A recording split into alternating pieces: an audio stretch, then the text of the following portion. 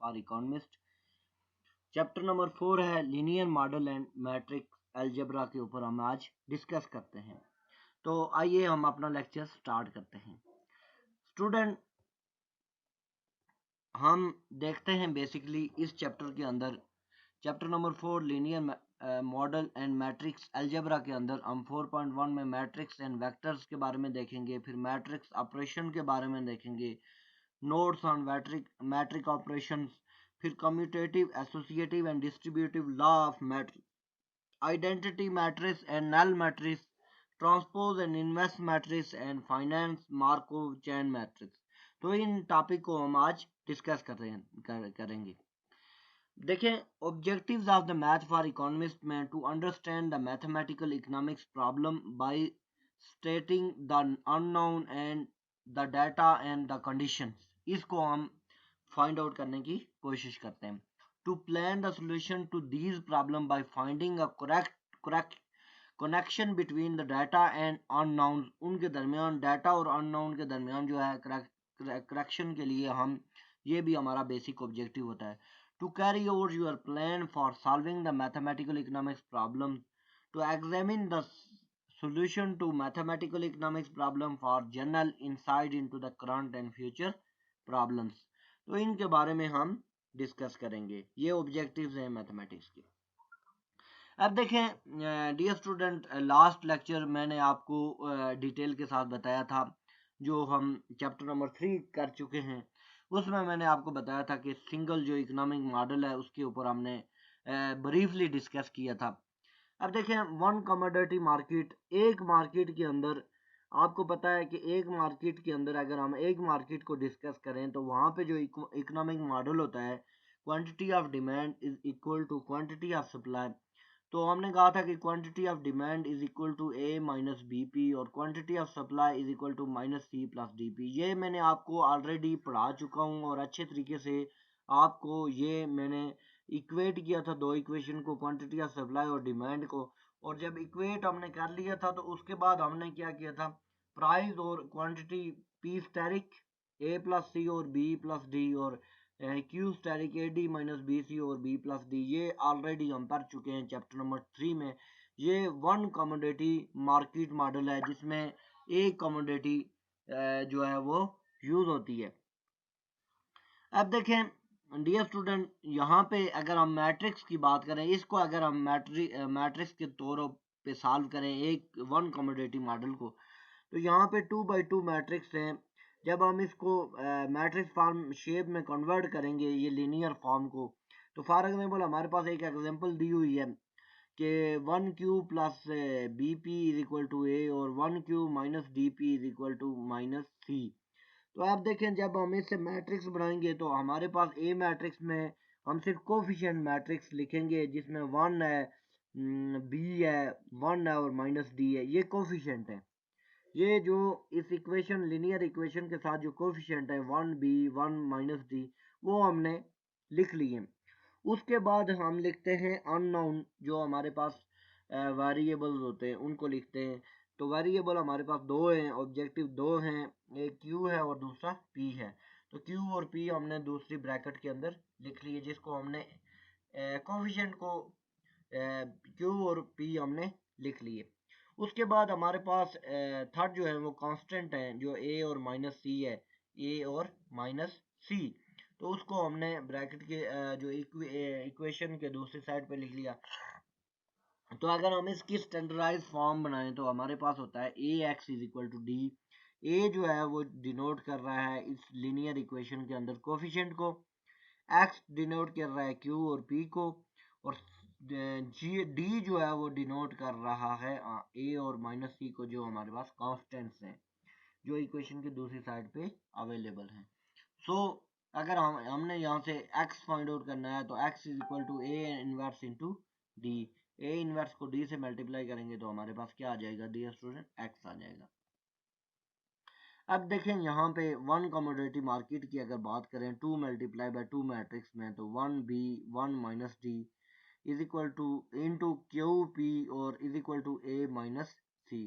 तो A X is equal to D, हमें चाहिए x, तो एक्स हमारे पास क्यू स्टैटिक और पी स्टैटिक, उसके लिए फिर हम ये जो हमारे पास कोफिशिएंट मैट्रिक्स है इसको दूसरी तरफ लेके जाएंगे इक्वेशन के, तो वो इन्वर्स बन जाएगा और साथ उसकी कांस्टेंट क्या हो जाएगा, मल्टीप्लाई हो जाएगा, तो हमारे पास एक्स मैट्रिक्स आ जाएगा।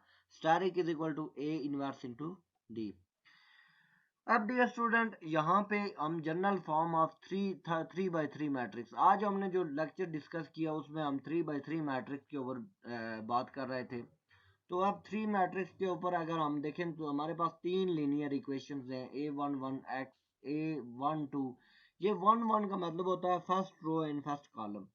देखें स्टूडेंट, जो हॉरिजेंटल साइड पे हम देखें ना, हॉरिजेंटल साइड पे A11 A12 A13 D1, ये आपकी रोज होती है मैट्रिक्स के अंदर, इनको रोज कहते हैं। और अगर वर्टिकल साइड पे देखें A11 A21 A31 फिर A12 A22 A32, ये होते हैं कॉलम। इस मैट्रिक्स के अंदर 3 रोज हैं और 3 कॉलम है, तो इसको कहते हैं 3 × 3 लीनियर मैट्रिक्स। इसको 3 × 3 लीनियर मैट्रिक्स भी कहते हैं। Matrix algebra from the parameter.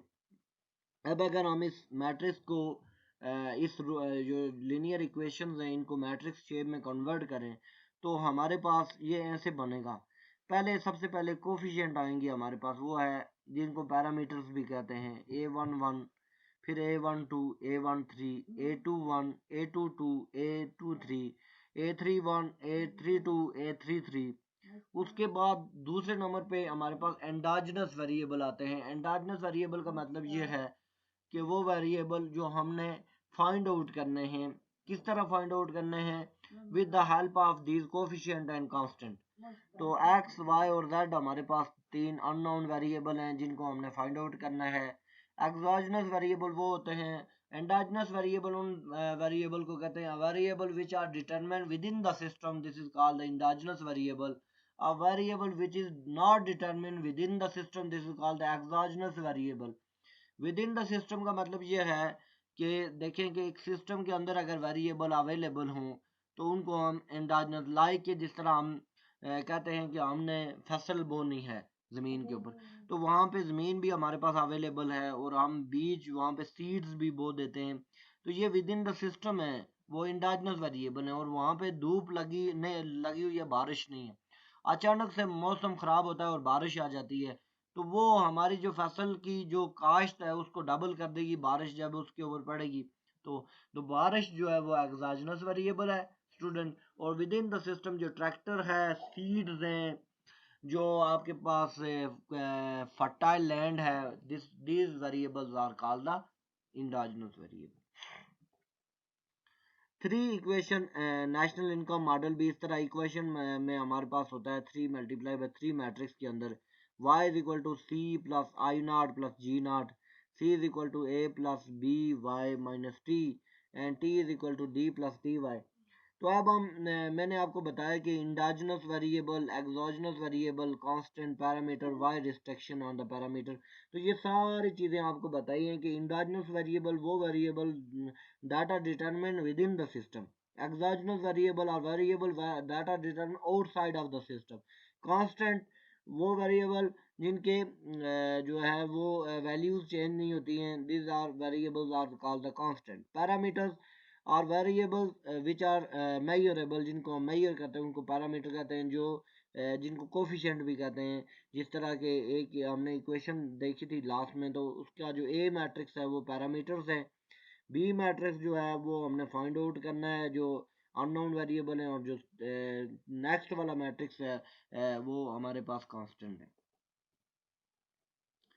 So dear student, यहाँ पे जब हमारे पास ये सारी इक्वेशंस हैं जिनको हम लेट्स नेशनल इनकम मॉडल है हमारे, y is equal to C plus I not plus G not है, या c is equal to A plus B Y T, तो t इज इक्वल टू, तो जब हम इसको सॉल्व करने की कोशिश करते हैं थ्रू लीनियर इक्वेशन या सब्स्टिट्यूशन मेथड के थ्रू, तो y is equal to A plus B Y.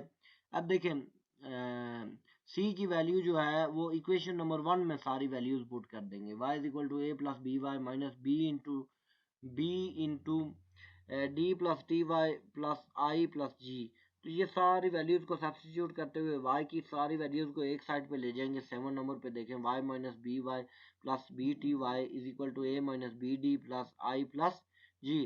तो वाई स्टैटिक हमारे पास आ जाएगा A minus B D plus I not plus G naught over 1 minus B plus B T. ये हमारे पास वाई स्टैटिक जो इक्विलिब्रियम आ जाएगा नेशनल इनकम इक्विलिब्रियम का। अब देखें अगर इसी चीज़ को हम मैट्रिक्स में सॉल्व करें तो मैट्रिक्स क्यों हम यूज़ करते हैं डियर स्टूडेंट। मैट्रिक्स इसलिए यूज़ होते हैं कि हम मैट्रिक्स को यूज़ करते हैं जब हमारे पास इक्वेशंस जो होती हैं वो ज़्यादा आ जाएं और उनको हम सब्स्टिट्यूशन मेथड सॉल्व नहीं कर पा रहे होते, तो उन इक्वेशन को सॉल्व करने के लिए हम मैट्रिक्स का सहारा लेते हैं। मैट्रिक्स जो बहुत बड़ी बड़ी इक्वेशन, डियर स्टूडेंट ये मैथमेटिकल इकोनॉमिक्स जो अल्फा सी चियांग की बुक है, इसमें इतनी बड़ी बड़ी इक्वेशंस हैं कि वो आप बाय सब्स्टिट्यूशन मेथड से आप सॉल्व कर ही नहीं पा रहे होते हैं। तो उनको सॉल्व करने के लिए फिर आपको मैट्रिक्स की ज़रूरत पड़ती है। और यहाँ पे भी आप देखें कि हम मैट्रिक्स को कैसे यूज़ कर रहे होते हैं। तो y is equal to C plus I not plus G naught, C is equal to A plus B Y minus T and T is equal to D plus T Y. जब हम इनके coefficient निकालते हैं देखें कि y के साथ 1y minus 1c plus 0t। देखें ये 0 1 क्यों आ रहा है यहाँ पे आई नॉट और जी नॉट। डियर स्टूडेंट जो आई नॉट है और जी नॉट है ये कांस्टेंट है, ये कांस्टेंट है, ये इक्वेशन की दूसरी साइड पे चली जाएंगी। हमारे पास यहाँ पे y और c ऊपर वाली पहली जो इक्वेशन है इसमें y और c जो है वेरिएबल है, t यहाँ पे अवेलेबल ही नहीं है। तो हम क्या करेंगे कि इस इक्वेशन को पूरा करने के लिए हम क्या करेंगे कि 1y minus 1c plus 0t, t है ही नहीं ना उस इक्वेशन पहली वाली में, तो हम उसको 0 लिख लेंगे is equal to I not plus G naught, ये कोफिशिएंट है। दूसरी इक्वेशन में देखें माइनस बी वाई, ये C is equal to A plus B Y minus T है, तो इसको मल्टीप्लाई करेंगे तो plus V by minus B T आ जाएगा। तो इसको इक्वेशन की दूसरी साइड पे वाई को लेके जाएंगे माइनस बी वाई आ जाए, minus V B Y plus 1c plus B T हमारे पास अवेलेबल है और जो कांस्टेंट है उसको इक्वेशन के दूसरी साइड पे ए लिख लेंगे। तीसरी इक्वेशन में लिखें minus T Y plus 0c, तीसरी इक्वेशन में 0 नहीं है और plus 1t is equal to D. तो अब इन से कोफिशिएंट जब हम निकालते हैं तो 1 माइनस 1 0 पहली इक्वेशन में, दूसरे में माइनस बी 1 और बी, और तीसरी में माइनस टी 0 और 1। तो हमारे पास जो साथ है वो लीनियर इक्वेशन से साथ जो आएंगे y c और t is equal to I not plus G naught A और डी। तो ये हमारे पास जो एक लीनियर इक्वेशन थी उसको हमने एब्स्ट्रैक्ट करके जो है मैट्रिक्स फॉर्म में कन्वर्ट कर दिया है। जब हमारे पास 1 माइनस 1 0 माइनस बी 1 और बी माइनस टी 0 और 1 वाई सी और T is equal to I naught G plus G naught. तो ये ए को हम कोफिशिएंट से डिनोट करते हैं, एक्स जो है अननोन वाई सी और टी है और इज इक्वल टू डी। तो हमें एक्स चाहिए होगा तो X is equal to A inverse into D. तो वाई स्टैटिक सी स्टैटिक और टी स्टैटिक हमें चाहिए होंगे, वो इस तरह हम फाइंड आउट कर पाएंगे। अब देखिए डियर स्टूडेंट हमने आज जो डिस्कस किया two commodity model, two commodity market equilibrium, वहाँ पे सिंगल कमोडिटी हमने लास्ट डिस्कस किया था, अब टू कमोडिटी की बात आ रही है। तो यहाँ पे हमारे पास दो कमोडिटीज़ हैं।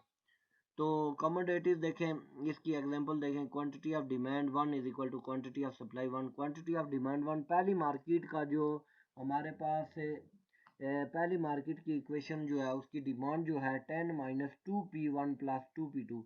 अब देखें यहाँ पे P1 और P2 यानी अब एक प्राइस नहीं है, वहाँ पे हमने किया था quantity of demand is equal to 10 minus 2p खाली लिख लिया।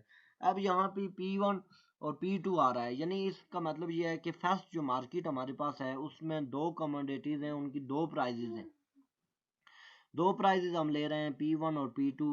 एक कोई गुड P1 है जिसकी प्राइस और एक गुड और भी उसके साथ अवेलेबल है जिसकी प्राइस है P2। इसका क्वांटिटी ऑफ सप्लाई देखें माइनस 2 प्लस 3p1, इसमें एक प्राइस है, एक ही क्वांटिटी की प्राइस है और इस तरह ये उसकी सप्लाई है। इस तरह अगर दूसरी मार्केट में देखें, दूसरी मार्केट है quantity demand 2 is equal to 15 plus P1 minus P2 और quantity of supply 2 is equal to -1, ये इसका इंटरसेप्ट है, प्लस 2p2 इसकी स्लोप और उसकी प्राइस है। अगर हमें देखें, हमारे पास इक्वेशंस कितनी हैं, 2 और 2 4 इक्वेशंस हैं। अब इन 4 इक्वेशंस को हमने सॉल्व करना होता है, सॉल्व करते हैं तो उससे हम Q1 static, Q2 static, P1 static, P2 static find out करते हैं। तो जब हम इसको स्केलर अलजेब्रा फॉर्म में बनाएंगे, ये जो हमारे पास इक्वेशंस हैं, तो अब हमारे पास देखें, हमारे पास से अवेलेबल हैं जी 1Q1 plus 0Q2 plus 2P1 minus 1P2 is equal to 0। अब 0Q2 को मतलब ये है कि पहली मार्केट के अंदर जो है वो Q2 अवेलेबल नहीं है। तो अब जब हम इस तरह 1Q1 plus 0Q2 minus 3P1 plus 0P2 is equal to -2, इस तरह एक स्केलर फॉर्म बनाएंगे।